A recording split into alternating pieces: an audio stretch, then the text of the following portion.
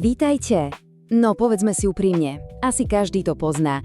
Vytiahneme niečo z mrazničky a po rozmrazení to jednoducho, nie je ono. Dnes sa teda pozrieme na to, ako zmeniť mrazničku z nejakého tajomného miesta na nášho najlepšieho spojenca v kuchyni. A hlavne zbavíme sa chýb, ktoré nás stoja peniaze a samozrejme aj chuť jedla. Často máme taký pocit, že mraznička je vlastne taký stroj času na jedlo. Však proste tam niečo vložíme a myslíme si, že o rok to bude úplne rovnaké. Ale je to naozaj tak? Poďme sa pozrieť na ten úplne najväčší mýtus o mrazení. A toto je absolútne kľúčové. Zapamätajme si to. Mrazenie procesy nezastaví. Ono ich len dramaticky, ale naozaj dramaticky spomalí. A presne v tomto malom rozdiele sa skrýva celé tajomstvo správneho mrazenia a vlastne všetko, o čom sa dnes budeme baviť. Takže, aký je ten prvý a najväčší problém, ktorý musíme vyriešiť? Viete, v mrazničke sa skrýva taký tichý sabotér, ktorý neúnavne ničí textúru a chuť našich cenných zásob. A tým nepriateľom je obyčajný vzduch. Určite ste to už niekedy videli, tie také nepekné, suché, biele škvrny na mese alebo na zelenine. Nie, to nie je pleseň, je to v podstate dehydrované jedlo. Ten studený, suchý vzduch v mrazničke z neho doslova vytiahne všetku vlhkosť a zanechá za sebou takú poškodenú, suchú a nepríjemnú textúru. A presne toto je výsledok. Tento citát to vystihuje úplne dokonale. Mäso, ktoré bolo takto poškodené mrazom, jednoducho stratí svoju šťavnatosť. A po uvarení je tuhé a v podstate bez chuti. Som si istý, že s týmto sa už mnohí z nás stretli.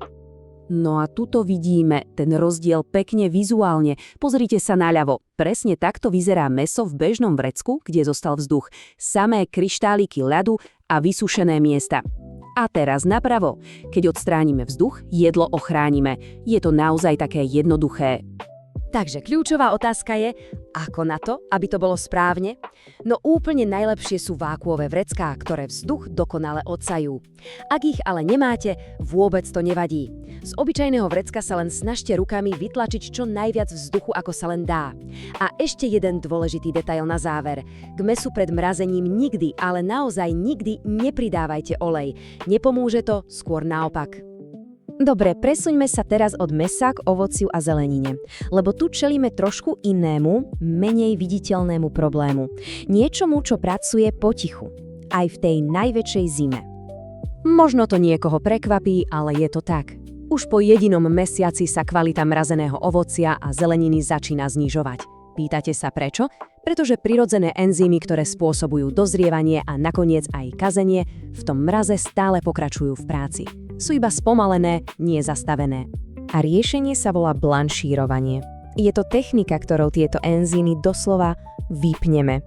Je to taký malý teplotný šok, ktorý zaistí, že si zelenina a ovocie udržia svoju farbu, chuť a hlavne tie dôležité vitamíny oveľa dlhšie. A ten postup je našťastie naozaj jednoduchý.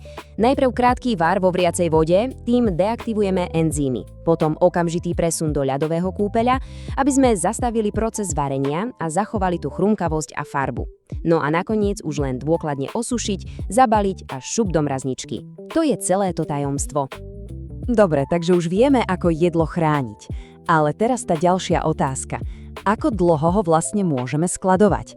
Pretože ten mýtus o tom, že všetko v mrazničke vydrží rovnako dlho, je jedným z najčastejších omylov. A ešte predtým, ako sa pozrieme na konkrétne časy, je tu absolútny základ všetkého. Prosím, zoberte si fixku, každé jedno vrecko, každú jednu nádobu si poctivo označte dátumom, kedy ste ju vložili do mrazničky. Bez toho je akýkoľvek plánovanie a poriadok úplne nemožné. Poďme teraz na konkrétne príklady.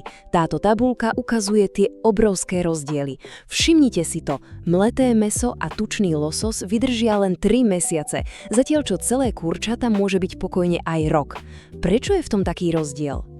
Tu je to vysvetlenie. Mleté mäso má oveľa väčšiu plochu vystavenú vzduchu, aj keď sa ho snažíme vytlačiť.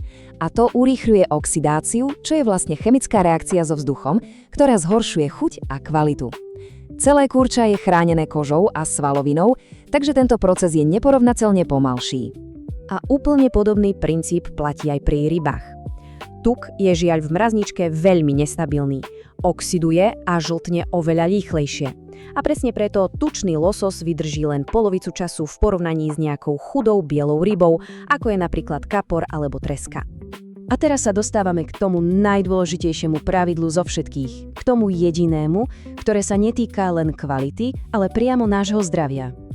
A toto si treba naozaj zapamätať. Existuje jedno pravidlo, ktoré je absolútne a nemenné. A jeho porušenie je vážnym, ale naozaj vážnym zdravotným rizikom. Otázka je teda jasná. Prečo je to vlastne také nebezpečné? Čo sa stane, keď si rozmrazím kuracie prsia na večeru, ale plány sa mi zmenia a ja ich proste hodím späť do mrazničky? Veď na inokedy. A tu je tá, povedzme si úprimne, desivá odpoveď. Mrazenie totiž baktérie nezabíja, ono ich iba uspí. V momente, keď jedlo rozmrazíte, všetky tie baktérie sa prebudia a začnú sa množiť neuveriteľnou rýchlosťou. A ak to jedlo potom znova zmrazíte, v podstate zakonzervujete oveľa väčšiu armádu baktérií. Pri ďalšom rozmrazení potom ich počet doslova exploduje na úroveň, ktorá môže spôsobiť vážnu otravu jedlom. Takže teraz sú pravidla jasné. Ako správne baliť, ako dlho skladovať a čomu sa absolútne, ale absolútne vyhnúť. A to nás privádza k takej poslednej myšlienke.